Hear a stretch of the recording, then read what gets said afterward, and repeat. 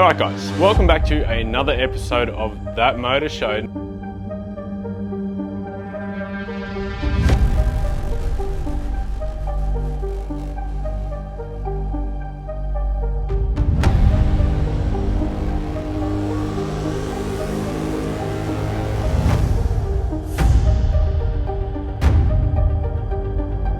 Now, a lot of people have always questioned, who is Growl Racing? Now, a few people have seen the events, they've seen where I've been, and they know Growl Racing, right? But no one knows what it is. Is it a workshop? Is it a man? Is it a horse? Who really knows? So I thought, what not a better way than to be joined by the Growl Racing man. Now, he's sitting there behind me. Now, he's a little bit of a shadow on screen, but in a moment I'm going to jump on back and we are going to hear about the story of Growl Racing and get to meet the man himself, Chris Morris. So, without further ado, I'm going to go sit in my chair like a good boy and get this show on the road. Yeah. I love it. Signature. Alright, so, ladies and gentlemen, this is Chris. Mate, Chris thanks. Morris. Welcome to an episode of That Motor Show. Thank you so much for coming over. Thank you very much. Now we're at the Growl headquarters. We are at Growl headquarters. We've got a couple of growlers behind us. Exactly, yes. Mate, so. Thank you so much for coming out, mate. Oh, I appreciate it. This has been a long time coming. It has been, We've actually. We've been planning- talking about this for a while. It's been a few months, it's been a few weeks, been. and I think even from the first time I seen you, start of the year, I was thinking in my head, man, I've got to do a proper sit down talk with this guy, because I'm sure he's got a cool story. Like I said, everywhere I go, people are always saying, like, who is Growl Racing? What do they do? Is it a workshop, or is it a horse? Is it a man? Is it a, what is it? And I'm just like, it's the best thing you've ever seen. That's it. But so I thought we'll get into it, where it all started, where it's all heading, because there's a pretty big event coming up. There is. Where we've come from, and Yeah, so well, let's make it happen. yeah, interesting. No, I'm glad that people are talking about Growl Racing. It's talked awesome. about. Like, It is really good. everyone's always saying, oh, you know, Chris is a good guy. Yeah. Look, I'm not trying to blow up your head, Appreciate but it. Yeah, no. all positive things, I thought. That's awesome. It was really good to know. So basically, it was interesting. We sort of got into the car scene. Must have been like 2018, 2019. Yeah. And we were with a couple of different groups. You know, we had the GT. We started to do a few cruises and stuff, and we quickly learnt that within the car group community, there was actually a lot of expectations that we weren't able to meet. So they had rules on you need to attend these events and do all that sort of thing. And we had 2 kids, you know, they were only 4 or 5 then, and so it was sort of like, oh, it's so hard to manage. And we actually got kicked out of one group because we didn't attend. We actually didn't attend enough events. Wow. Really? Yeah, that actually happened. Get out! Yeah, exactly. Oh. So we're like, maybe we should start our own. And you know, by then we'd met so many people in the car community, and sort of thought, oh, well, we'll form our own and just see where it takes us. And part of the reason was actually Club Rego too, because when the Cortina came along and got on the road, you needed to be part of a club to get Club Rego. So I thought, oh, well, we'll just start our own. And then came the name. It was funny because at the time, Amanda, well, she actually sold the F6 Typhoon, but she had a Typhoon, a blue Typhoon. It was mad. And she had these number plates, GRL06, and it was Growl 6. It was a Growl 6. There we go. Yeah. So just so happened we were talking about that. We thought, why don't we just make it Growl Racing? That's cool. That number plate is like the signature to it. It suits. Yeah, and exactly the cars that we had, the FPV and that. They all growl. Yeah, they growl, exactly. So we're like, oh, cool, we'll run with that. And that's where it all began, and it's grown into something crazy. So really, Amanda's behind the Growl name. Yeah, exactly. That is awesome. She does say, she says, oh, I actually have a tattoo on my shoulder of a panther, and that was part of the, that was where the logo design came. There's a big panther behind my head there. Exactly. So, exactly. It all makes sense. So it all just formed from there and grew. So yeah, a name typically makes or breaks a brand, right? Yeah. Like, you know how long it took that motor show to come together?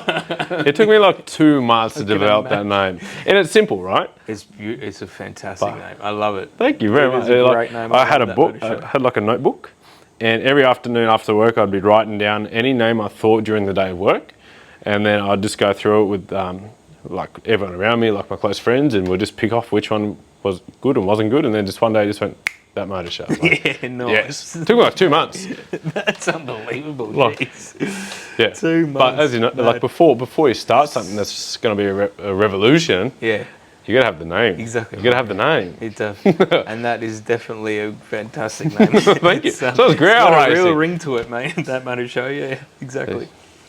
Moves, right? I like it. Exactly. I like it. Exactly. If you haven't yet, make sure you grab a Growl Racing shirt and or that motor show t-shirt. Exactly. We might even do 2 for 1 special. 2 for 1. That's a good idea. But no, it's awesome. Yeah. So Growl Racing. That's where it began. I'll never forget.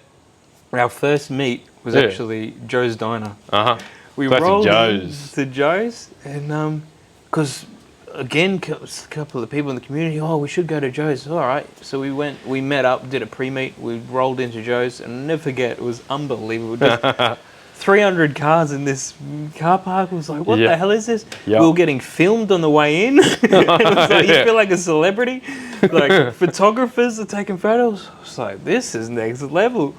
And it was mad. So we parked up. I actually found a car park, which was good. And we just mingled with everyone. And it's funny, I was standing at the Cortina, and the Cortina had just been done then. And I was standing at the Cortina, and Chris and Nico came over to me and like, hey, what's this car? Let's have a look. What's in there? And it was like, oh, Barra. And then it was like, oh, here we go, another Barra. But yeah, it was really cool. That was a really cool it's an experience. Yeah, it was a great experience. Yeah, so and did you get a car park under the bridge? We actually did, yeah. It was amazing. It's a cool spot, actually, for photography, anything. Yeah. It's a cool spot. It was amazing. Yeah, it was a great location. So how many cars did you have go with you? Oh, I think we had like 6 or 7. Yeah. And I felt like, that was cool, man. 6 or 7.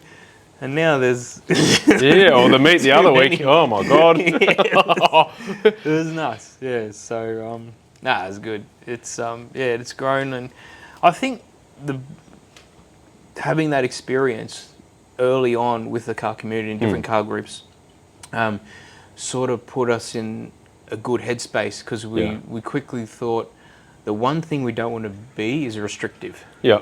And I think that's probably why we've grown so fast. There's a lot of people that love being part of the group because there's no restriction. We don't. If you can't make it to an event, that's fine. Like, we totally get it.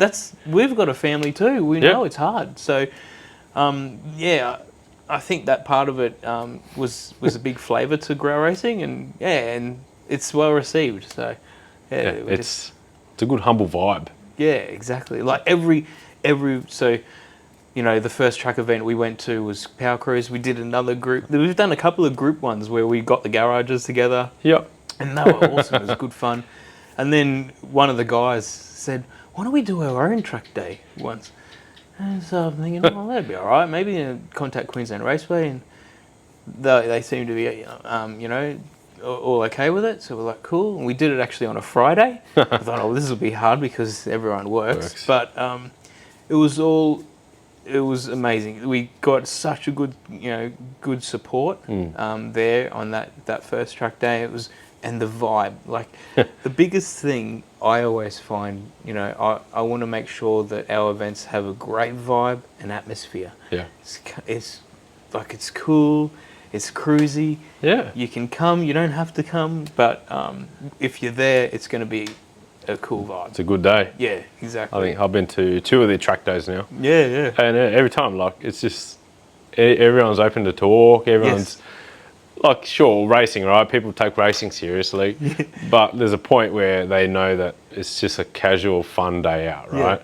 Yeah. Yep. And everyone helps each other. Yep. Everyone revs up each other, and they all get in and amongst it. It's actually good. Like, I rate it. Yeah. Normally Josh Werber and Quinton. Josh Werber, man. That guy recently, he had another track day. Same sort of thing. He knows how to people up. He knows how to drive that track, man. Exactly. But And Matty Hollis is another one, yeah. So. And see, that's the thing, like, these sort of events, like, the people that you meet. Oh, and that's 100% like, I feel so grateful about that part of it.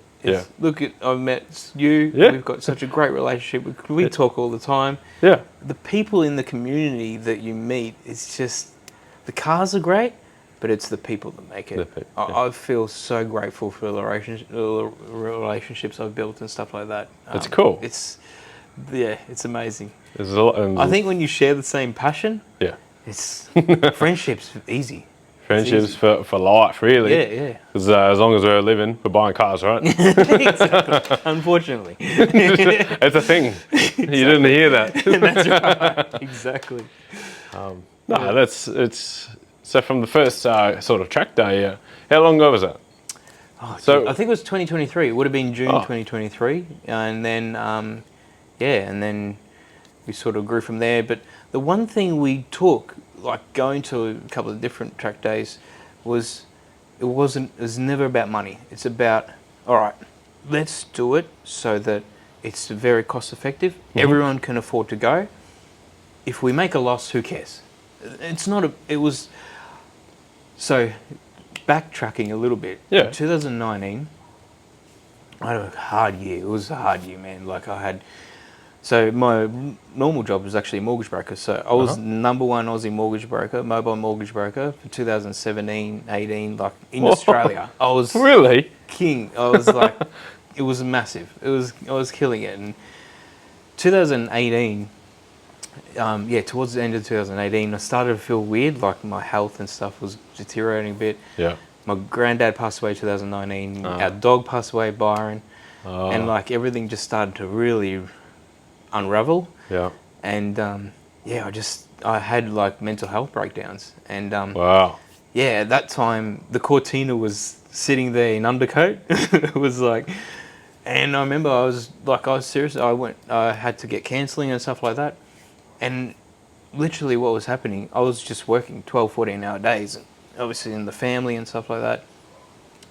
I came to a point, I went to these counselling sessions, and then she's like, what are your hobbies? Like, what do you like doing? I'm like, oh, I love cars. She's like, well, what's going on? And I said, oh, well, I don't have much time. Like, we get out in the GT every now and again, but I don't have much time, like, for the car. She's like, yeah. And that's when everything started to talk. And, I went home, I was telling Amanda, and she's like, let's start winding back a bit, and let's do the car. So, yeah, it's got sent off to Resto Auto Station. He's actually just down the road, Trent, and came out with a Barra, and then it all flew on from there. And I think when I started to get involved with people in the car community and all that, that all helped my mental health. Yeah. Literally, it was amazing. Like, it was next level. So, wow.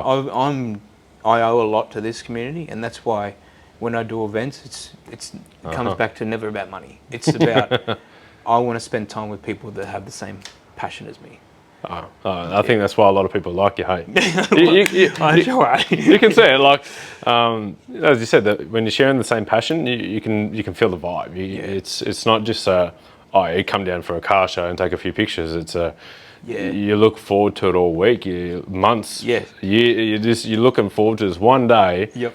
Not just for the cars, but the people that you meet. Yeah. And just hanging out with your mates. Hanging out with your mates. Yeah, catching up with everyone. Exactly right, yeah. You can feel the vibe. I feel like it resonates. Anyone I talk to, Chris is a great guy. Yeah. Well, you try and it's that family feel, Yeah. Like I want people to make sure they feel like they belong. Yeah. It's all just a family thing. It's like, and that's stems back from our experiences early on. And it's like, cool, well, I don't want to do that. I want to make sure that everyone feels welcomed. And no matter the car, it's about the person. So, we've got some crazy cars that come out to the group, but we've got some the pretty slow banana. Cars. We've got a banana the craziest car. Exactly. Right, I'll tell you. There's no restriction too on, it doesn't matter what car. Oh no, you've got to have this certain car and then you're allowed in. It's like, nah, man, just whatever, man. If you got the same passion, you love cars, come along. That's what it's all about, hey. Yeah. Like, I felt very humbled by that. Like, yeah, my mighty banana. It is the fastest car there. All right, look, it is. Can do a power skid. Mate, of course it can. I forgot to change the brakes after that. The last day, kind of went a little bit metal. But, well, I didn't say that. But no, it's all good. It's at home now. It's okay. No one got hurt. But that's awesome. No, yeah, exactly right. Like, yeah, you can have, as long as your car is safe, right? That's it. Make sure you check your brake pads. Important. That's it. I was chasing Graham Harris in his Lambo. Oh. I was like, whoa, no brakes. Cool. We pulled it up.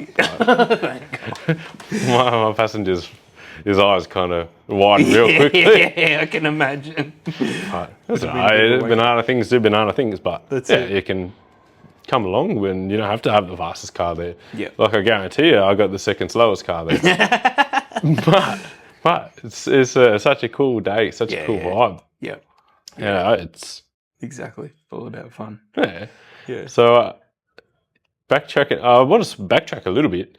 So mortgage broker. Yep. Where does your love of cars come from? Yeah. Like most of us, right? I would say at least 50% of people that enter cars are either mechanics or the dad was a mechanic or this and that, and they're involved with it from the start. Yep. So how does that, or where did it? Your dad. Seriously, like the cars I grew up with, were he's got photos of me with XBGT, XC Ute panel vans, like Sandman panel van, and then the fondest memory was we had an XC ESP. Oh. And that's why I like Dave Waddington so much. Yeah. He has XC galore. It's got the blower at the top. Yeah. Exactly. I love them, man. They've got such a soft spot. I've got such a soft spot. So we had that car for 10 years. And Dad was just all about cars. You grew up and it was all about the car. That car, I'll never forget this. What happened was it actually got stolen. Oh no! So it was Mum took it to a shopping centre. It got stolen, and they'd actually stripped it. They stripped the interior. They did everything. And what happened was I was at school, so I come home. And there was no car. I'm like, what's going on? Where's the car? And she's like, it got stolen. I actually cried. I was 10 years old. I was like in tears. You're kidding me? What? Like it had that much of an impact. Yeah. And then so they stripped it and everything. But Dad put it back together and then we kept it for a few more years and then he traded her in. But it was sort of like that. I think it just resonates, doesn't it?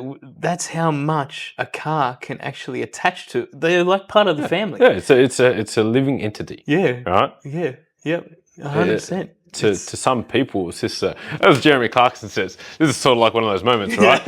It's just a 2-ton piece of metal on rubber rolling around, right? But to us, motor enthusiasts, you attach to it. It becomes a part, not just a part of your life, but a part of you. And it's a genuine emotional connection. And if anyone like us has, you'll know exactly what that feeling is, right? We all got that car, we all got that place, the time, the smell. I don't know if that felt, if the ESP had a certain interior smell. Yeah. But it was old school, like... A bit of Old Spice. I know the old. Bit of Did it have air conditioning? I don't think so either. Bit of armpit sweat. Bit of bit of big backstrap. Exactly. Like So no, it's they do. They really form an attachment, and So then, as soon as I got my license, like Dad helped me. My first car was a Bluebird TRX. I never forget. It was like this random bloody. It was pretty cool. But then my second car, I had this little Ford Escort, and it was I loved it. It was like blue. It had hot wire, white wheels, and it looked mad. And then from there, Cortina. Then I even had like Toyota Corolla. That's when I was into the sex spec era, and we dropped it and had. Back then, 17-inch wheels were like huge, man. So this had 17s. It was like, wow, that's massive. Woo! And then we had the subs in that thing, like 2 12-inch subs. So, and then it all just progressed from there. But the Cortina, I actually bought that in 2008. We put a 250 Crossflow turbo. One of the guys actually in the group as well, Mark Williams. He helped me put that together. Oh, awesome! Yeah, so we did a 250 Crossflow turbo, and it was awesome back then, man. And then Justin HPS was the one that tuned that thing. Yep. And it was it made like 420 at the tires. Back then, it was like, wow, man, 420 horsepower. That's crazy. Now it's like 420. Oh, okay, yeah, that's all right. Hey! You know how much power the Falcon makes? The Banana makes 426. Oh, jeez. See, it's getting up there now. It's got an extra 6 horsepower on your 250. Exactly. Oh, that's cool. Yeah. Right? So, so it's been definitely love of cars through all my life. So you like the little Fords? Yeah, I fell into that, but still I had like random other cars like Honda Accord with the VTEC. Oh, they're not a bad car. They're awesome, yeah. So and a few others it's sort of, and now into this community, I never would have thought I owned a Range Rover, so that was weird. But when you're in with all these different people, with all these different cars, you really start liking all these different cars. It's like one of my favorite cars, R32 Skyline. They're amazing. That's just next level. So, but it's funny, as you grow you see all these people, you're like, oh man, just different every car. It definitely, they all have something, Yeah. Like even look at one of the favorites, Cody's wagon. Yeah. That thing is nuts. The big wags. How can you not love that car? Even if you're Ford, Nissan, whatever, that thing is just unbelievable. It's a masterpiece. It's a masterpiece. It's an icon. It's not just the car, but the guy that owns it. The guy that owns it. Man, he's a Cody Hunt. Love you, brother.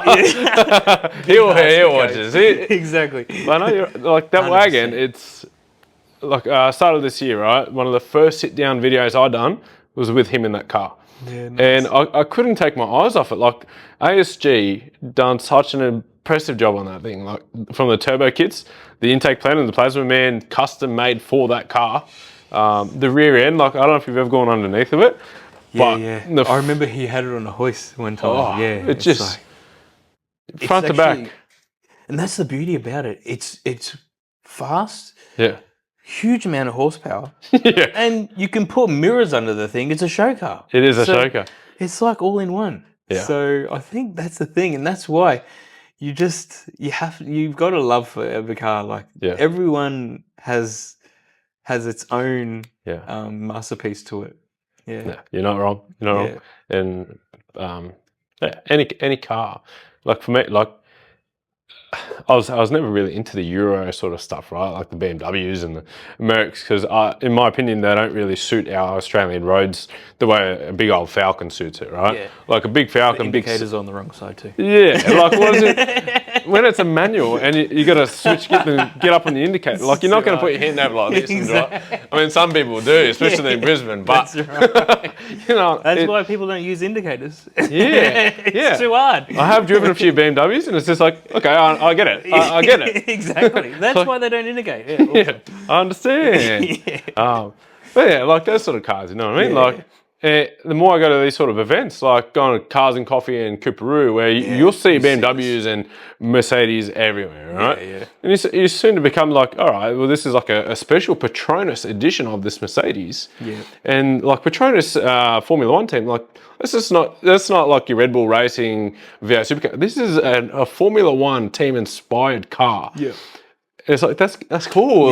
This thing's made to handle and go fast, and it's not just like Falcons, right? Like your Cordy, like the Barra Turbo is fast, right? You get up on that boost, and it's like holy shit, right? But when you get like a similar sort of sensation, fast accelerating cars, it's like, all right, this is kind of cool. Yeah, exactly. Some of the groups with them are a little bit questionable. I won't lie, but every car has a questionable group attached to it. Let's be real. Definitely. Like the Volkswagen Golfs. Go on, man. We get it. We get it. You got a crack popple tune. We get it. Exactly. Yeah. But it's cool. Growing an appreciation for different cars. Yeah. No matter what, like you said, the Honda. Yeah.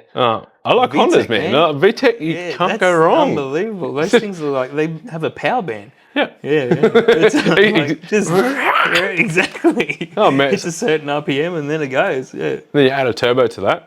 Yeah, well, they're cool.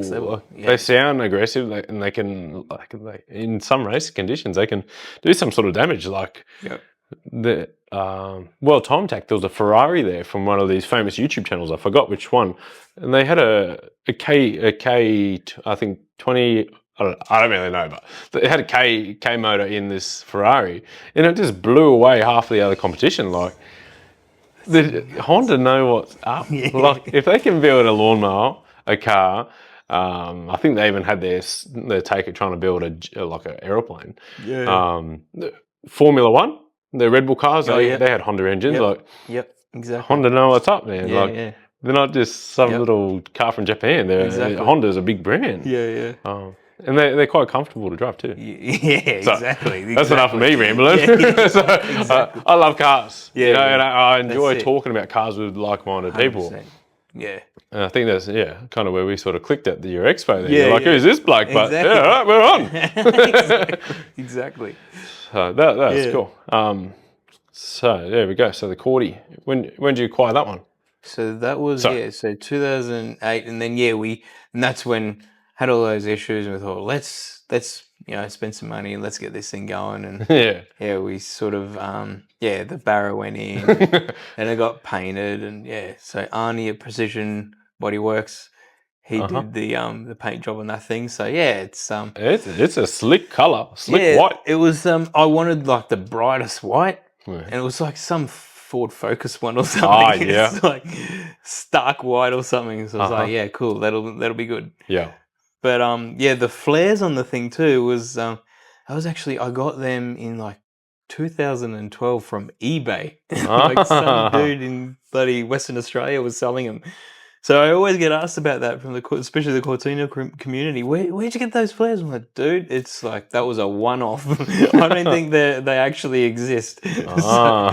So it was good. So we kept with that theme when we painted it and stuff. Yeah, but, it looks cool. It looks like a little golf buggy. Yeah, not a golf buggy, but like a little race car. You know what I mean?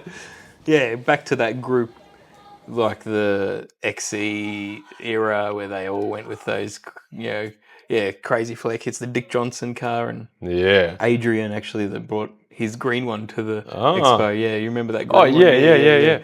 Yeah, so that was so cool. The Phase 5. Inspired. Yeah, exactly. All inspired from there. So it's good. Big bubble flares on those things. Yeah, but then that car. Let's go into the next subject when you're talking about the Expo. That's where the Expo formed. So we're talking with RNA. Oh, it's funny. Like they were on our case for a while about we should do a car show, and we sort of thought, it was on the back burner for ages. Like this was 12 months. And then just one day I sort of went, maybe we should do a car show. But I don't want an ordinary, just come and get the cars in there and they're on display. It's like, cool, there's heaps of those events around, especially Southeast Queensland. There's so many events like that. Yeah. And I thought, how about we get the retailers in to help the businesses, get them to showcase what they do in front of people. And, hopefully make them, more successful and get more business as well, more traction. Yep. And that was off the back of the Cortina, because in a way, like so many people helped with that car. Yeah. It started at Clean Their Profile, went to the Hoff as well. He put the Heltec in and stuff. And then, where else? It was... And then where do we go from there? Like just all different shops helped. Like so Arnie at Precision... And then it was, just even random suspension shops, getting that right. Yeah, it's a big role. Plays a big part. When it's something you don't know, I mean, I'm good with cars, but I'm about 80%, so I heavily rely on a lot of advice. There's people like Dan, he's got the farm ute. I don't know, you remember the Barra? It was at our Expo too. The Barra farm ute is like, beaten up old ute XC thing. He's so knowledgeable. Yeah. He built a blue Cortina, so he helped me with the rear end. But all different shops out there. So, and then I think in the end with the tuning side of things was Nathan at SMW.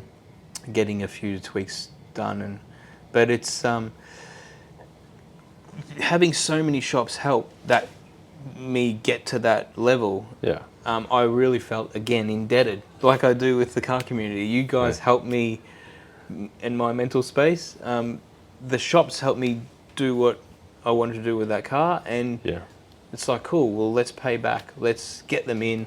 Let's help them grow their businesses, and and build a community. Like the one thing, the tagline was igniting community spirit within the performance world. Yeah. And that's what it did. Like relationships were formed from that first one. Yeah. A lot of businesses talked to each other, and it all grew from there. So, it was good. It was a tester. You know, I didn't plan on, this will be an annual thing or whatever. But it's like, a couple of weeks later, we started getting emails and stuff from businesses. Like, oh, when are we doing another one? We're like, oh, we were so burnt out. It was like, we don't want to talk about it for a bit. Let's just let the dust settle. Yeah. We gave it, it was a good couple of months, and then we went back to R&A and said, look, we are thinking about doing another one. What's your thoughts? And I said, look, thing is, we ran out of room. Yeah. As you saw, like there were just so many exhibitors there, so many show cars. So I was like, we need another building. And then they were like, look,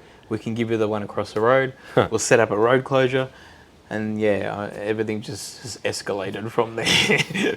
But again, that's epic. That's epic. Yeah, it's nuts. It's going to be like 2025. Yeah, this thing is really escalated, next level. Yeah.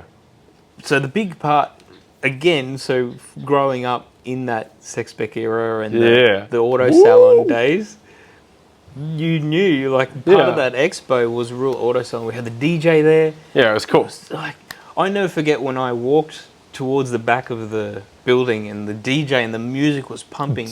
I had this instant flashback to auto salon. Like, we pulled it off. It's there. The flavor's there. So it was mad. It was, and so again, we wanted to continue with that, and it escalated again. As you know. So next thing, we're talking to this music company, and they're like, "Oh, you should have proper music artists." And we're like, "No, it's cool. We got DJ Luke Mumby. He's coming again." They're like, no. We're talking proper. I'm like, all right. And then they started throwing these names around. I'm like, okay. And the next thing you know, Nick Skits has signed up, and then just recently, Kid Chaos is like, "Yeah, I'm going to come and join Nick's." I'm like, this is nuts.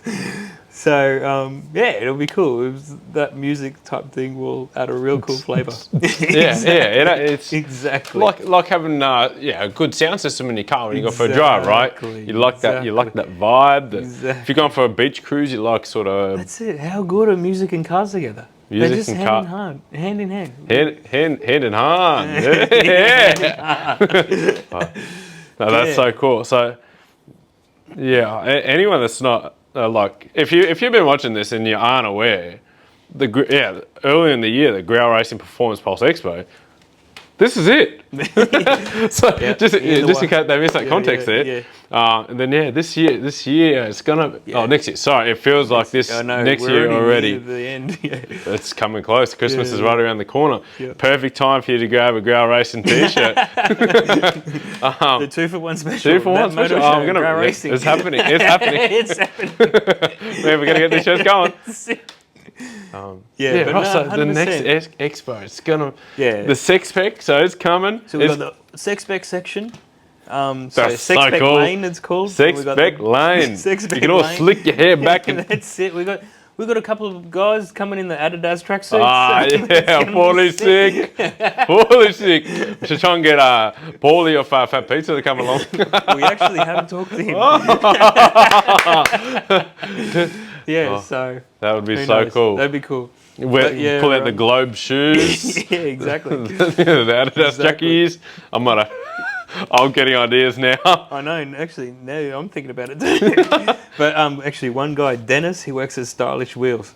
He is the king of the. You would have remembered. He came to our track day with the white. Yeah. You remember he had the white full tracksuit Adidas. I think I do. Yeah, and he won best wheels on that. He had the Mercedes with the. The big 20-inch chromies or whatever they are, 22s. I know the dude. I know. So yeah, we've got that. We've got the drag racing alley. So there, that's in the Royal International Convention Centre. And that's massive. Yeah, and then heaps of exhibitors. So Queensland Raceway and Wellington coming on board. Our sponsors, Link, Driven Energy Drink. So they did a joint stand at the first one. Loco Mechanical and Driven Energy. Yeah, I know. You would remember Steve. McLaren. Yeah. So and then you've got it's a good drink too, by the way. Driven Energy drink is great. A nice little plug in there. I have endorsed it prior. I just things got a little bit busy this year, but it is actually a good drink. I'll give it. It's a good drop. Yeah. I like it. Yeah. So and then Bowden's. They're really? actually coming to a stand. Awesome. Yeah, so it'll be awesome to have Bowden's down, and we've got 2 Infinity AU new parts company. It's a side business of 101 Motorsport. Yeah, so... To Infinity. So, to Infinity AU. So, yeah, they're another sponsor. Yeah, so if I covered everyone, I think we've got... So, Link, Bowden's... Oh, and the big sponsor, Carmen's Auto Trimming. Carmen's. So, Carmen's... Man, Adam, absolutely amazing guy. Dude, the guy is... His work on that trimming is... I've never seen anything like it. It's next level. He was so popular at the first Expo. Like, everyone was blown away with that stand. It was unbelievable. This is pretty nice looking seats, man. So to have him as a partner and a sponsor, it's just, it means the world to us. Like, yeah, he's an amazing guy, really cool story. And yeah, we cannot wait to see what he's going to bring, because he's trimming up some crazy cars. Real. Yeah, so. Man. Yeah, I'm really keen. But he's sharing a stand with Image Perfection Detailing as well. So. Well, even Image Perfection, they got a... Yeah, and remember, you actually... One thing that surprised me, this is when I knew you knew so much about cars. Yeah. Was when you saw the HSV. Remember the HSV at the Monaro. The one-off race. Yeah, the one race car. Yeah. And you were like, you walked up to it like, is this what I think it is? Like, you were blown away. I mean, because I didn't even, when I watched the video back, I saw that you were just blown away. I was like, this guy knows his cars. Yeah, it's a rare piece of it. Yeah, he's still got that car, Craig. So it's a cool car. It was unbelievable. It was so cool to have a part of the. I'm thinking about it now. It's like, it's actually a really cool car. They did a roll cage, everything. Yeah, like factory. It was factory. Yeah. Well, just a quick little bit of information as to why I know about this car. Yeah, right. All right. So before that motor show came about, like, my dad used to do this sort of thing. I don't know if I can mention the name, but I will. It was called Speed FM, because some people might know of it from the drag strip, right? Okay. So he was podcasting and interviewing all these drivers like Victor Bray and all that, Santo, like all the big drag racing names in Top Fuel. My dad would interview these people. Then they'd come over. Dick Johnson came over on the airwaves and he set it up. It was cool, like world first sort of podcasts. So I'd go to all the car events with him as well. And I'd be sitting there listening to him interviewing these people about their special cars. And it wasn't a HSV one, but Holden did one as well, that Monaro. Nice. There was actually 2 ever built. One's, I suppose it's not really locked away in their vault anymore because they don't exist. But they had 2, and it was a road car. Same sort of thing, had a cage, the big brakes, the fuel system, full-blown race car, road registered. And it was I still believe it was a Holden version, because it was same but different, right? Wow. And he put it up for sale on eBay for like $1 million. He did get one bid, and then he took it down. You're joking. Yeah. So if you search it up on Google, the $1 million Monaro. Wow. Or Commodore. Yeah. That's nuts. Sorry, just a random little story. That's where it came from. Yeah. Right. So as soon as I seen it, I was like, I know what this car is. And yeah, the history like that, like 100%. It's cool. Exactly right. It's cool. And yep. Obviously Holden probably didn't boast that. I'm sure it ended up in a Wheels magazine once upon a time, or Street Machine or something like that. But yeah, so a little hidden information about that doesn't get thrown around. There so like, I know this car. That's awesome. And yeah, man. So just a random little story. Yeah, but things like That's that. So cool. There's even the fuel guy that was there this year, even his little story, like Australia made little fuel, like racing fuel. Like, that's cool. I know, 100%. When we came across that, he rang us, he wanted to do a stand. I was like, wow, that's mad. I didn't even know he existed. And here he is in Brisbane. So, making his own fuel, race fuel. So. Little plugs like that, you know. It's so good. Yeah, that 100%. That expo was just... Nah, it was mad. If you were there, if you weren't there, you missed out. But your chance is coming. Your chance is coming. March the 9th, the 9th of March. Yeah. That's going to be it. And by the sounds of it, it's going to be sick. It's going to be huge. It's going to be huge. Yeah, I think we've got like 70 exhibitors signed up. Wow. Obviously. So you got the two sections. Got drift cars. Coming. So it's that motor show. I believe we'll have our little stand there. The motor show is even going to have a stand there. Exactly right. Yeah, we're selling some shirts. The 2-for-1 deal might be there. Oh yeah, exactly. No, exactly right. But it's some stuff. We've got some other stuff brewing that we can't talk about too much, but it's going to be released soon. It's funny. The feedback afterwards that we were getting was sort of, they were saying, it's like SEMA cross auto salon. Yeah.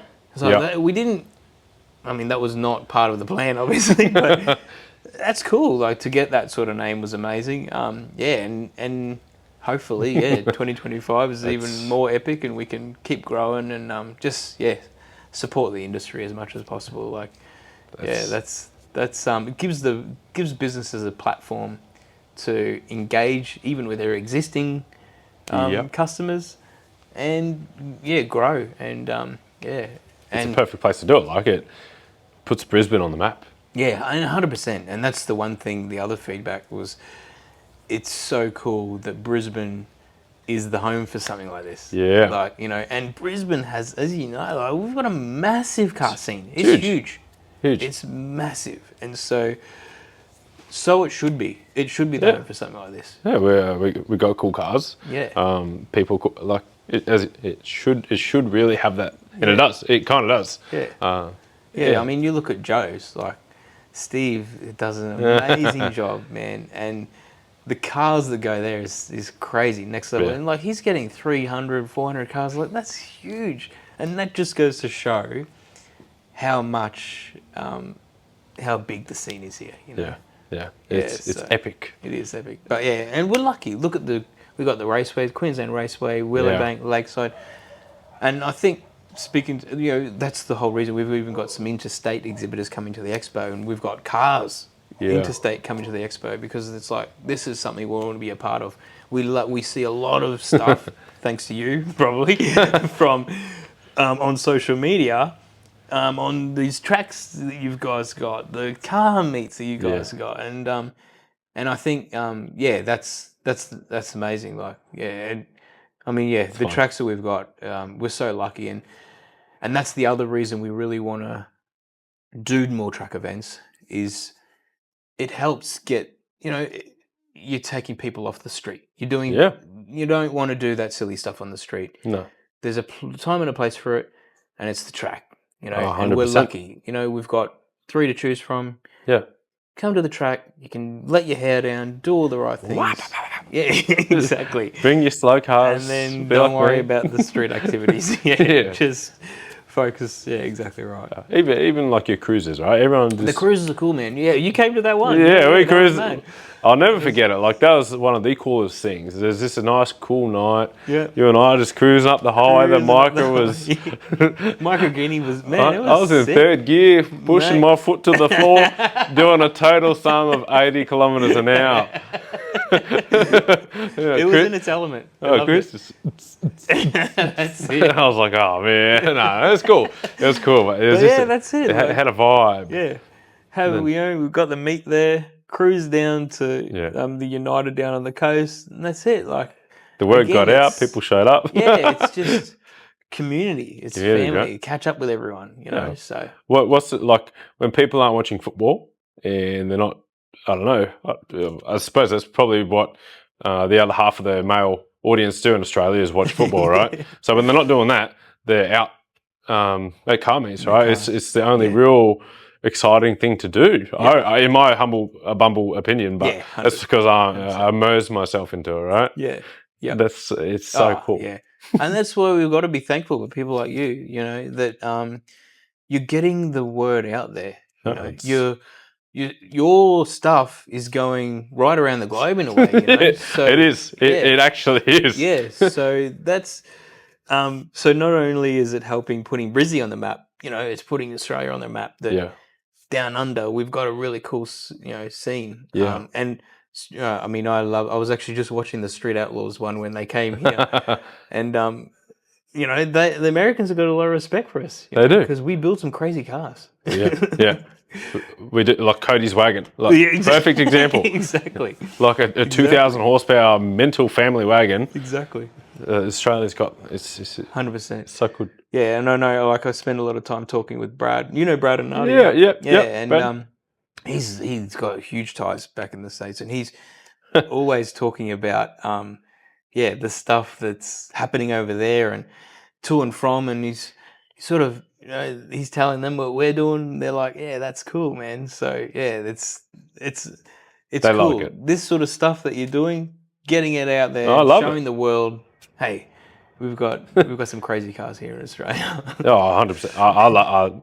There's nothing more I like to do than, I mean, like, sure, it'd be cool to have my own car at some of these events and actually cruise in a faster, not a faster car, but not the micro, you know. I love my micro, but I enjoy filming people's cars and getting to know stories like your story. Like, it's so cool. Everyone seems to have the same sort of storyline that, like I said before, their dad was in it or something like that. And it's something that feeds down the generations, and we can continue. Like, don't worry about these electric cars.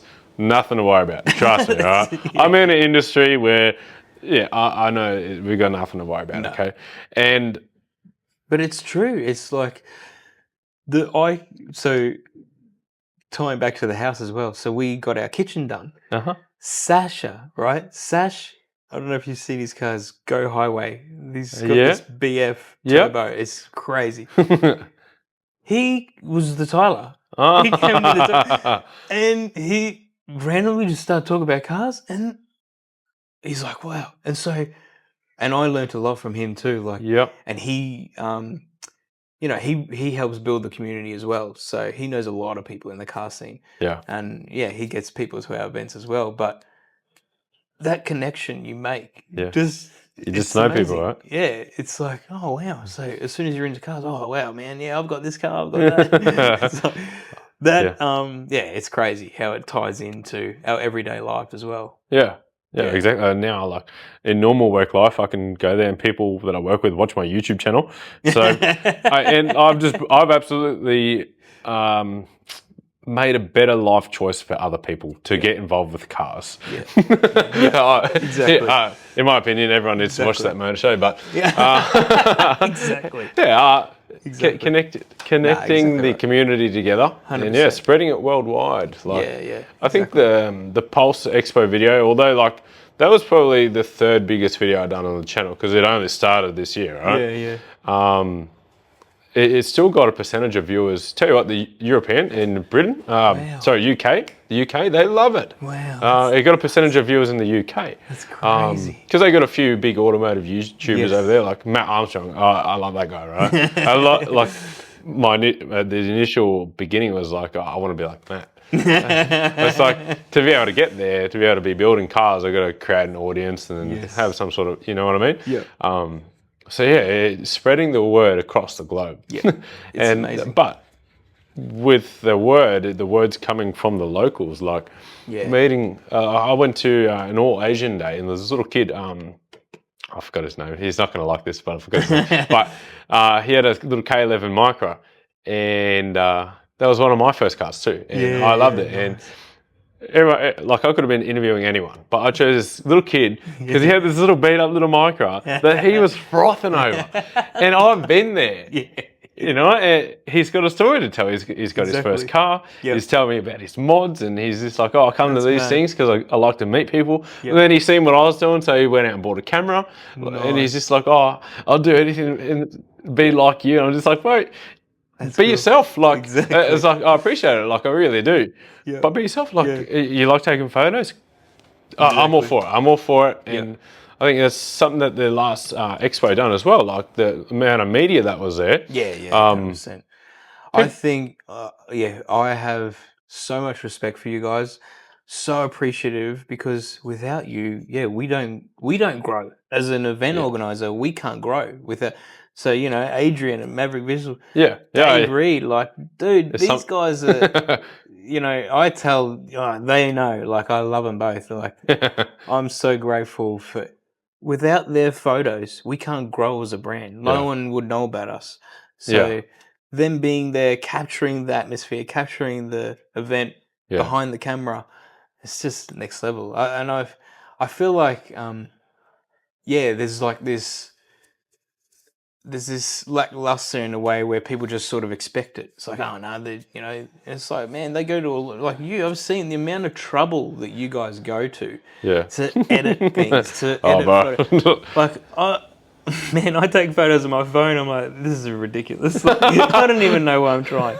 Like, leave it to the professionals. We're still having to go. I've seen your photo. Like when we had Johnny. I did one of the roll racing with the. I did a video of the roll racing. I liked it. Yeah. So it was good, but huge amount of respect for the media team. Without we've got some bangers here in Queensland. Yeah. It's amazing. We're really lucky. We're so lucky. I look up to so many of the other guys. Yeah. I got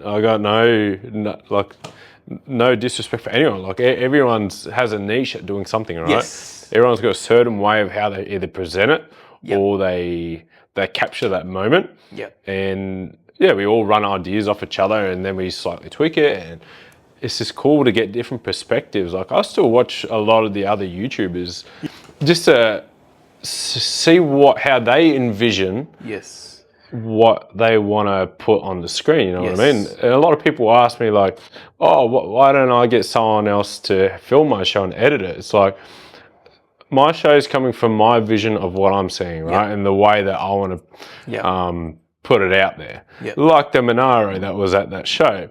I knew it, and that's my perception of that show and that car, and it's me, right? And people say, I don't know, people seem to like it a little bit, but exactly. I don't know where I'm going, but no, it's cool the amount of different mixes there are. It's the same as like workshops, I guess. Yeah, exactly. I love that's the one thing I've loved about the Expo is getting around to different workshops and being so as a mortgage broker, I'm on the road a little bit, so I'll have an appointment. And it was the other day I was at Dan. I was like, he was at Dan at Elite. I was like, what are you doing? I was going, I'll just stop in, see what you're up to. I love watching, like, I saw Mark and Wise One, like,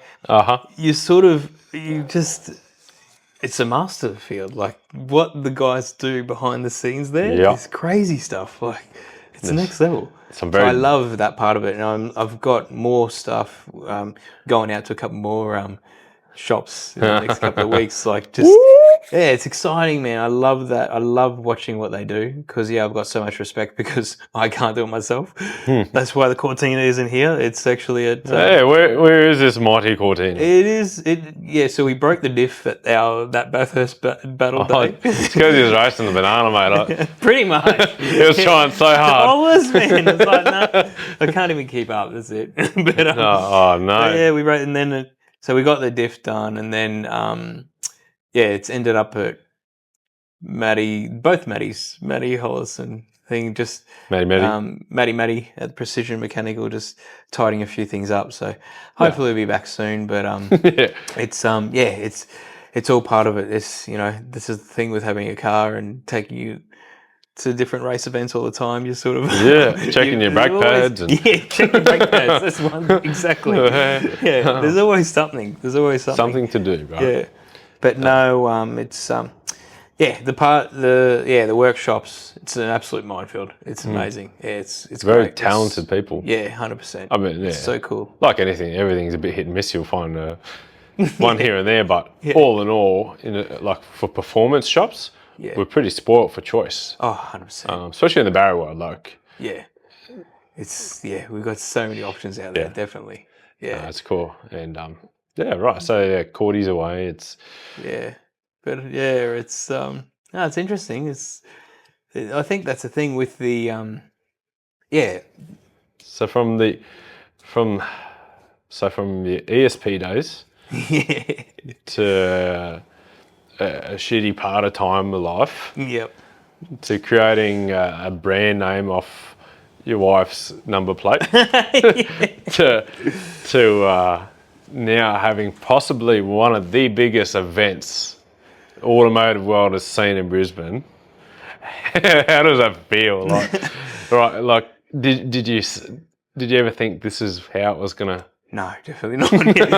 Well, no, exactly. Like it's no, I think I mean I owe a lot to Amanda, my wife. Like she will drive me to do certain things. Like she knows like it's all it ties in with the mental health side of things. It ties into that's my outlet. Yeah. It ties into all the people that I build relationships with. So yeah, it's it definitely did not expect it to get like this. Even this one now, 2025, we're talking 2 buildings and these performers coming and all that sort of thing. It's like, wow, it's amazing. But pretty big. But yeah, I feel so grateful. Like all the support around us, like so many people that share the content as well in the group. So the Growl Racing group, the amount of people that I see sharing the event, sharing different things. Without that, we're nothing, and that's the other thing I'm really grateful for. You got like Aaron with the scary Supra. Like, Yep. It's just he shares stuff. He's got like 200,000 followers or something on Instagram. So you're just so grateful when people like that jump on board and like, no, we're going to support you. We want this thing to grow. We want to help you out. No, that's the other minefield is having people just off their own bat going, no, we want to support you. Even the cars coming to the show, we've been inundated, extremely inundated. Can I get my car in? No, like, so that's been a massive process of trying to shortlist all that and make space. Like the biggest thing is, even with the 2 buildings now and the amount of cars that want to come, we're running out of space again. So it's like, I can see if this goes really well, like I could see 2026 already is in my vision. Amanda's like, stop. We had a meeting at RNA and they're already telling me what's happening in 2026. I'm like, well, I'm thinking about this. And Amanda's like, no, you're not. We're thinking about 2025. Whoa. Yeah, cool. The infield. Yeah, so, but no, it's cool. That's the best part of it is being supported.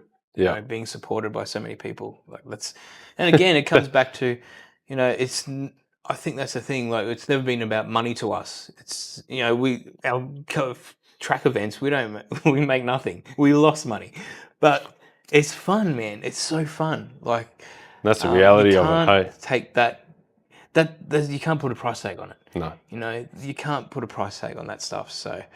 Even the Expo again, like lost money, but it's all right. It's fine. We're getting there. It's like the successful like billionaires, they all say like if you focus on the money, it probably won't work. I think that's the thing. You can't. But if you have drive to focus on putting a great event on. Yeah, that's it. You got to use your passion, right? Yeah, exactly right. Just having the atmosphere, having the right people there, and look, everything will eventually come. Yeah, but. Yeah, it's fine. In the meantime, we're just enjoying the ride. one grey hair at a time. Exactly. Even I'm getting grey, man. I'll have to get the Just for Men out soon. Start dying. I think I'm going to give you a mullet, eh? Speaking of which, Mr. Mullet competition. Mr. Mullet. Expo. Yeah. Oh, we're doing so it. Mr. Dave Casey, who jumped on board. Have you seen Dave? He does the Rocky Nut stuff. Yeah. I did a video with him at Growl Racing. You did too. Yeah. How sick is that, right? It's mad. But yeah, he's gonna help drive our Mr. Mullet competition. I hope he doesn't enter because I think that he's gonna win. Like, is that not the best mullet you've ever seen? I don't know. I'm going to have some say on this one. That man has a mullet. That's nuts. He suits it too. Yeah, exactly. The mullet's not just a haircut. It's a lifestyle. Exactly. It comes. The mullet chooses the person. The person doesn't choose the mullet. Exactly right. Exactly right. I think even at the first expo, I did have one too. Yeah, you did too. Yeah. That's mad. Sweet like that. Swaying around. But now I've got to look sharp, sexy. But no, that's it. Yeah. You've gone into a more corporate role now. Yeah, got to take that motor show seriously. Nah. Exactly. This is my show, man. I can do whatever I want. Exactly. No, that's cool. That's so Mr. Mullet. That's going to be good. Mr. Mullet. I think I might have even had a conversation with you about that. Yeah, I think so. Yeah, you might have even been the one to say, "Hey, we might need that next time." I think when I called you up there, we're like, "Oh, that's right. Yeah. And I was like, "Oh, mate, I want to do a podcast with you." Yeah. And here we are. Yeah. So that Miss Performance Pulse as well. Miss Performance Pulse. Yeah, we've got some promo chicks coming, which is cool. Yeah. That's the beauty about Instagram too. Like, so many people reach out to us all the time, and it just so happens promo models as well. So that's cool. Like that part of it will be flashing back to auto salon vibes. I feel like that's where Australian motor culture in general really 100%. dropped the ball. Yeah, well, look at Jambo. I mean, Jambo, they do a cool one. Let's be real, right? We're not going to sidestep this. This is the reality of it. A lot of blokes go there because of the car, the show scene, right? Yeah. The whole thing. It's the whole kick and boodle. Exactly right. Like grid girls. Yep. Supercars. There's a lot of uproar on that, and it's just part of the culture. It's like cars and music, right? It's all part of it. It's all part of it. It goes hand in hand. Well, you got handsome blokes like yourself anyway, so the women have got someone to look at as well. Come on. It's a two-way street. It is. And it's open, and that provides an atmosphere for girls that come into the show as well. Yeah. One thing that I love, again, we caught up with this, I'm going to catch up with it soon. This chick, she has a mechanic shop. She's coming to the expo. Solely for chicks. Women can get their cars serviced there. Wow. I'm like, that's amazing. That's next level stuff. So, because the women, how good, and that's what I love about this group. We've got a real diverse range. Yeah. There's heaps of chicks that are in the group that have some cool cars. Yeah. Like Sonia that had the Commodore, the pink one with the two-tone. Oh, yeah. With the big subs in the back. Yep. So that's another part of it, is it's not just a boys thing, like we got chicks, families, and that's all comes back to creating a respectful and fun-loving environment, so everyone's humble. Welcome. Yeah, exactly. So you want it to be like now everyone should be putting it in their calendars, but you want families to be looking forward to it. Oh, 100%. Yeah. I think when I look back at the photos and I saw the car arcade games, there was just flooded with people. Yeah. Like, dude, that was nuts. Like, there was just flavors, Mrs. and I come up with is like, because we've got a family. It's, well, hold on, what would we want there? We want jumping castle. We want face painting. We want a car arcade game. It's family. Yeah. So it's cool. Be good. Oh, if you just, it's a vibe with the family to have a family there. Yeah. Holding and the that's kid. it. Like, you're instilling it just like our dads did to us. Yeah. It's our turn now to do it to our kids, and bring them through cars and lead them through. There's life there. Don't look at the YouTubers that do the makeup stuff and think that's where you don't have to do that. No. I'm still that kid that goes to car shows and enjoys it. Yeah, exactly. But it creates a future generation for just that, right? Exactly. It's going to be epic. Yeah, it's going to be epic. Yeah, no, I'm really looking forward to it. Yeah, really looking Music. forward to it. It's going to be cool. Promo. But yeah, we've got some cool events as well. Already we're thinking about different things at Queensland Raceway again for next year. So after the Expo, we'll do a few events there. And we've got, we'll do a private day as well at Willowbank. That was pretty cool. But yeah, it's... just trying to, and a few of those street meets, they're cool. Like, just casual, create an environment that everyone feels welcome, and run with it. Yeah, that's so cool. So that's exciting. Not bad for a mortgage broker, mate. Yeah, I know. I can't punch numbers. I couldn't even dare to try. That's why I got a calculator. Exactly. Calculators do all the work. I'm not one to shy away from a calculator. Hey, even for the most simplest things. Yeah. I got to work it out, right? Yep. That's what they're made for. Someone made that calculator to work it out. Exactly. So I'm going to use it. Exactly. Sometimes I use my fingers. Do you still use your fingers? No, but yeah, that's cool. Yeah. Work. It's exciting. It's good. No, it's cool little side hustle, but yeah. Yeah, very cool. I still enjoy mortgage broking. That's the thing. Like, and I think without that, we'd definitely not be able to do this because I've grown a pretty successful business, thankfully, and without that, again, there's support there too. Like within the community that they see I'm a mortgage broker. Oh, can you help us with our home loan? Yeah, no worries. So it's it all hand in hand. Try and help as many people as you can. Yeah, I think that's what a lot of people like about you, Chris. It's how helpful you are. I try my best. That's it. It's a humbling feeling when you can help someone and put a smile on the dial. I think that's where it all comes from. Exactly right. Like that's why I was so successful with mortgage broking. I love helping people. And I love people. That's my problem. I really love getting to know people. My whole thing was going out and seeing all these different people. Like it was just an experience, and it was like, oh, okay, yeah, I've got to do your home loan. Well, I'm here, don't I? Yeah, all right, we'll do that. But yeah, you just get to know people. That's the best part. Like you're doing, I think that's the thing. What I do, comes across. You love people. I think that experience is the best. Yeah.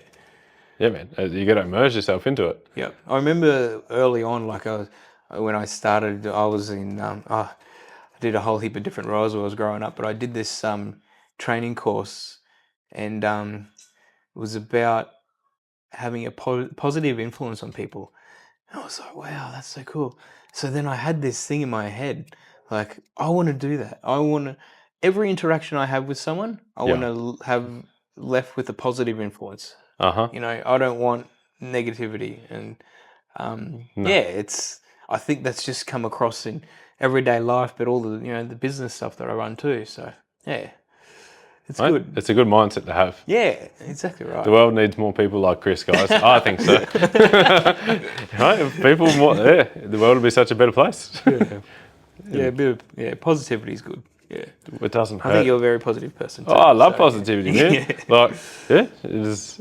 If you can brighten up someone else's day, I reckon it reflects on your own, right? Exactly. Yeah. Like what you're doing and going to the car meets and telling them they got a mad car. That's I love it. Like I said, with that young fella, man, positive feeling. I'll never forget it. Like it's how excited he was to be on camera. He's like, "Oh, I follow you." I'm just like, man, I'm like, oh, no, I'm special. I'm just another young bloke from the sticks, having a go. Just having a go. Exactly. And that's just, exactly. It's a good humbling feeling. Yeah. Even some of the oldies that are getting to get their cars out. That some of the old, they haven't told their story before. Yeah. And exactly. Everyone's got a story, man, and I want to hear it. Yeah. I'm all ears. Literally. Look at these things. We got 5G connection on these ones. There's actually a Bluetooth camera connected to my earlobe. We're getting off track here. That's awesome. That is going. No, mate, that's right. So, I don't know. What else can we talk about? What's your favourite car? That's what. What is apart from the cars you own? Like, if you had a car to choose from, your favourite one, what would it be? That's a really tough choice. It can be anything. Anything. Jeez. Yeah, it's a really tough one. I really think I'll have to go to the R32. The R30, the GTR. Yeah, GTR. There's just something about that. That cool. car, they're just amazing. Like they're an incredible piece of machine. They are. They're seriously. But when we grew up with a whole range of different, like some, I had the Corolla or Fords or whatever. Mates had Holdens, Rotaries. Like my mate, massive rotary guy. Like absolutely.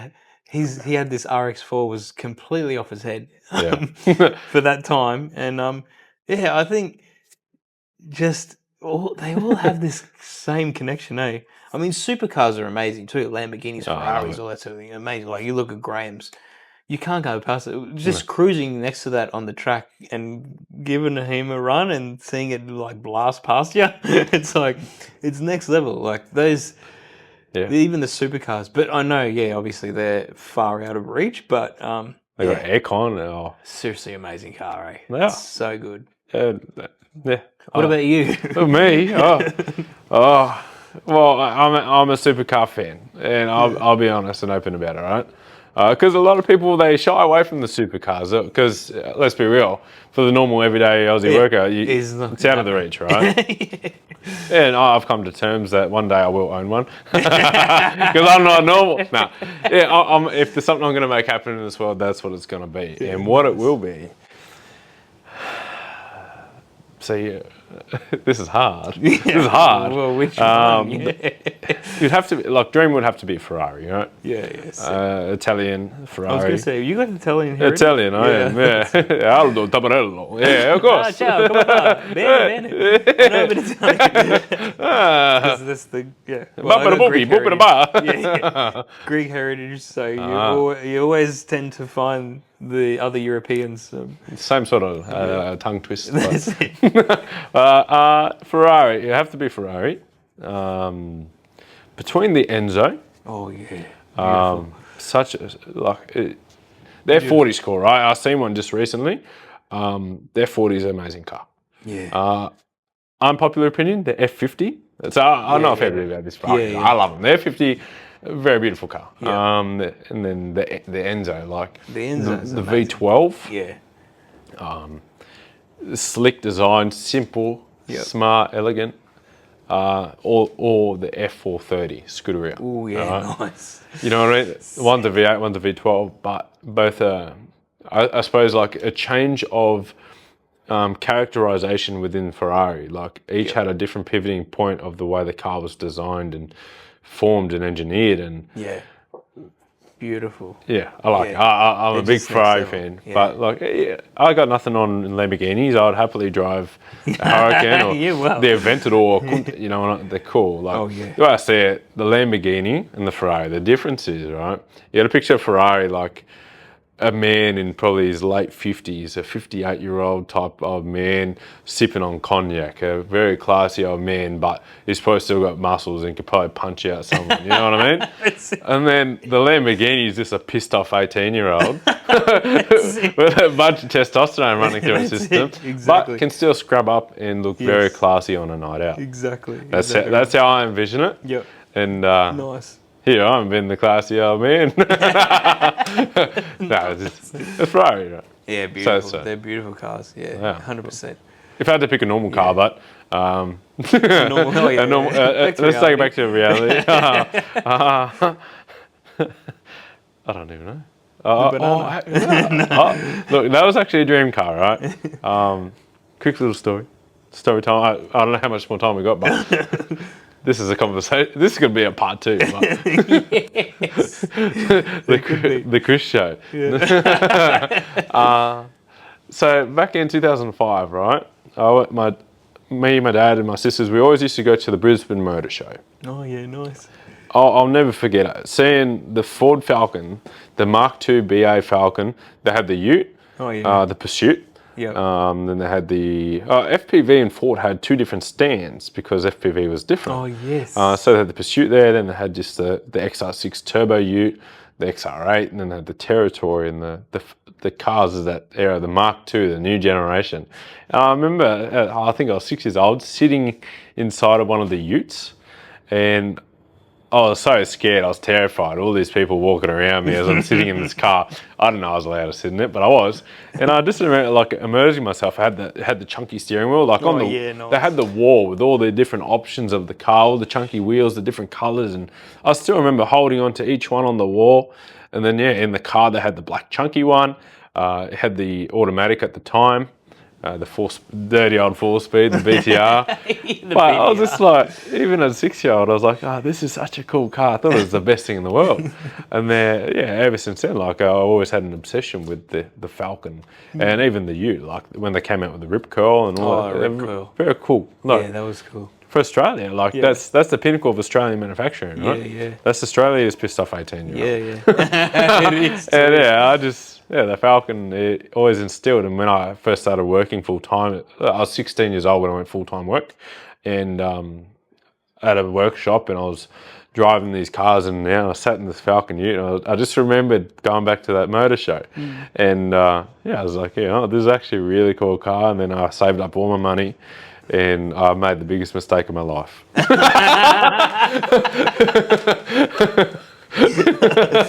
Oh jeez. Let's be real. They're all nuggets. Let's be real. They're great cars. The turbo barrels are sick, and mine's manual. It's cool, right? It sounds cool, looks cool. It doesn't go as fast as manual, but they always got an issue. There's oil leaks. The oil leaks. The oil leaks are the big one. Yeah. Oh. Coil packs breaking down. Yeah. Or Just too fast, or breaking traction. Like, come on now. That was exactly. Sorry, right. just a quick little whirlwind of a story, but yeah, nice. I'm glad I got to tell you actually. Yeah, that's sick.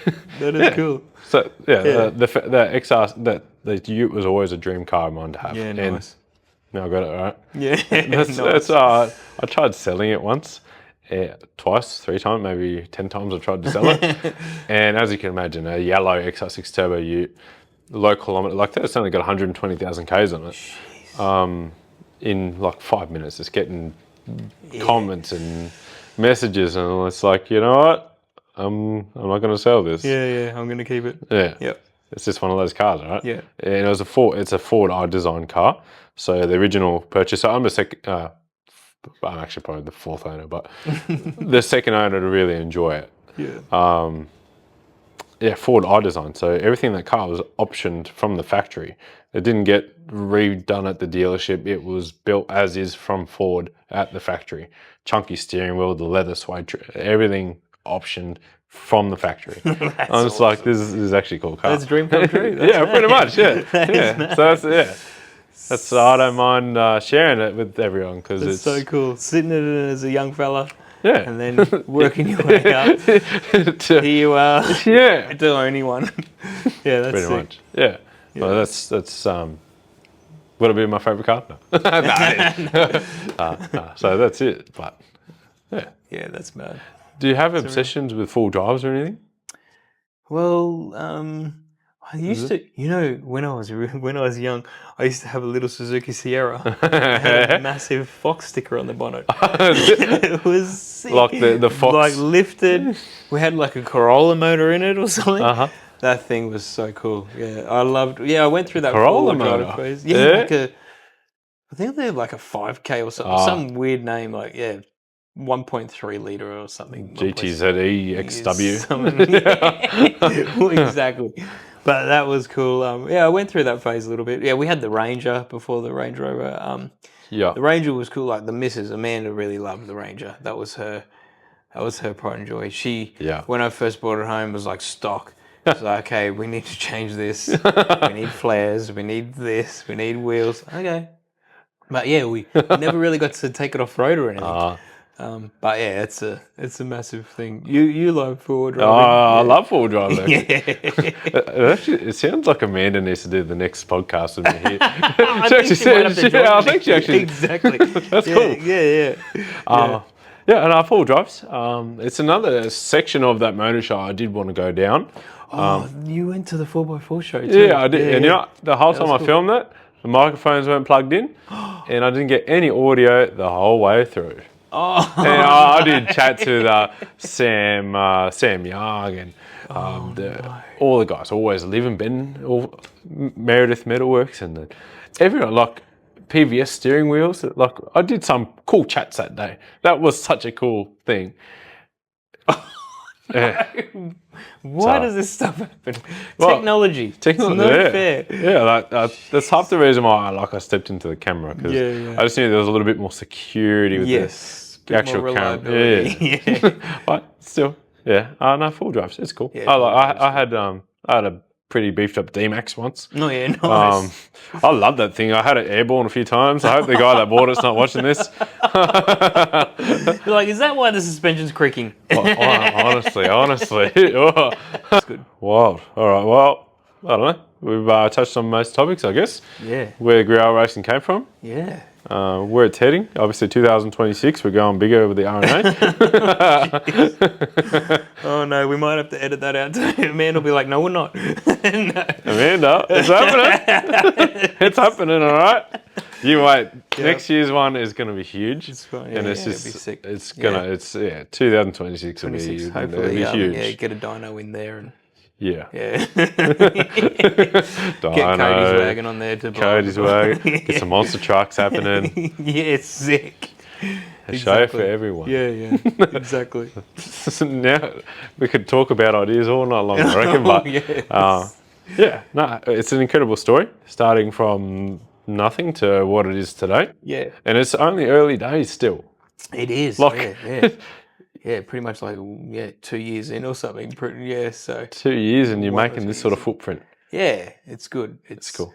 And it's just, I mean, back to credit of, everyone out there supporting us and, and a lot of the people in the group, working with us and making it grow. So it's very cool. It's been really cool. Even like you meet people, like we met, people in the school the girls go to, and you talk about it, and they're like, "Oh, we're coming to your events."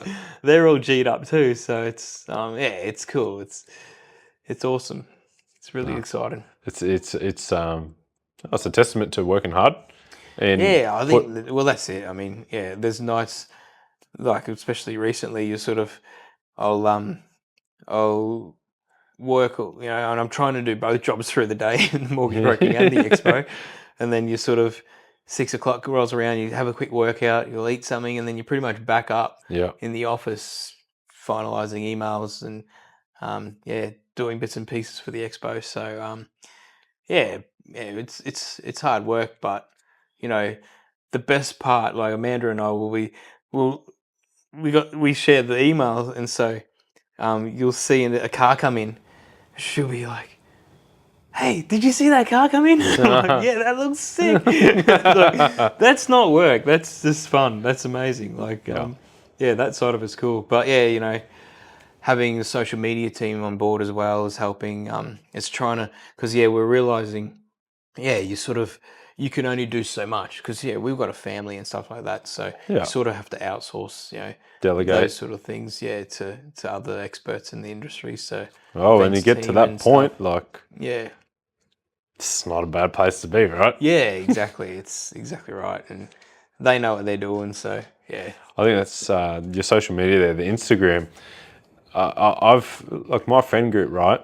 They're followed by Growl Racing on Instagram. Yeah, and to I them, see a lot of that motor show followed. Well, a lot of them are just like, "Oh my God, look, Chris from Growl Racing followed me." I'm just like, man, that's... And then when they share this, we follow anyone. Yeah, exactly. Sharing the stories. Like 100%. That means a lot to a lot of people. Like I think that's it. It means a lot. In a day and age, we run a lot of social media. And when people get their cars shared, by, like, say their page might have 200 followers versus 6.5. Like, it's a lot of people. It means a lot, right? Exactly. I think first time you shared one on my post, I was like, "I've done it. I've done it. We're away." Exactly. So it's a cool feeling for everyone. Hey? Nah, that's it. And again, it's just about supporting everyone as much as we can and making everyone feel welcome. And you do just that. That's it. Exactly right. No, it's a cool story. It really is. And it'll be cool to see. Thank you so much for coming and actually, giving us the platform to have a chat. And man, this has been lots of fun. I really bloody enjoy this. Like, I feel like I was a little bit nervous and I wonder what it's all going to be. But seriously, man, this has been the best chat in ages. I feel like we could keep going too. Oh, seriously, I know. I can't wait to see with the timer on this one. A part two, perhaps. Part two, we'll get Amanda involved. Yeah. Definitely. I'm sure she'll love that. Just can't talk about 2026 plans. Exactly. But it's been absolutely epic. And if I've missed anything, make sure we put it in the comments. I think next time, I reckon we'll put out a questionnaire. Let the people drive the conversation. 100%. Fire up some questions. Exactly, definitely. I'm sure there's I hope I've touched on some questions that people might have had. Like as I said, walking through their garages and pits, everyone's always like, "What is Growl Racing? What is it? What is it?" And now we know. Exactly. It's the coolest thing you'd ever seen. It's a racing organisation. Car community. Exactly. Yep. Exactly right. No. That's cool. It's been awesome. So it's been a lot of fun. It has been. It has been. I don't know. I'm smiling ear to ear the whole time. Like, this is cool, actually. Yeah. But guys, we'll wrap that one up, I suppose. Yeah. If you haven't yet, make sure you head over to Instagram and Facebook and check out Growl Racing. And make sure you give them a follow, so that way you can keep up with all the news with the upcoming Performance Pulse Expo, which is going to be the coolest thing that you've ever seen. And like, I cannot wait for it, actually. A lot of things in store for that motor show for the Performance Pulse Expo, so make sure we stay tuned on that. Hit the subscribe button, hit the like button, and I hope everyone's enjoyed this. If you're still watching and listening to this point in time, I do thank you a lot, because it is a long chat. It's been a long chat. It's hard to edit these things and cut sections out, because, to be honest, this is, again, it's my vision of a good conversation, and I don't like to trim out a lot of stuff. So if you've stayed and listened this whole time, I do appreciate it. As always, Chris, thank you so much, brother. Thank you so much, Aldo. Thank you for coming. And guys, support this guy as much as possible. We love what he does, and we're so grateful for everything you do, brother. Thank you so much. It's been such a cool journey so far. Like, meeting at the start of the year, your show absolutely propelled me in a way that I knew this was going to happen this whole time. I knew that motor show was going to work. I'm not going to lie, but it really put such a different perspective in mindset on me that's made it turn into what it is today. So I thank you quite a lot for that expo, man. Pleasure. If there's anything to really persuade you into this next one, it's that the opportunities afterwards are just as good as the ones before, but better. It's so good, man. You gotta go. I love it. Anyway, Chris, thanks, bro. Thank you so much. Appreciate it, man. Guys, It's been awesome. Aldo, That Motor Show. Chris, Growl Racing. Until next time, peace out. Peace out. Thank you very much.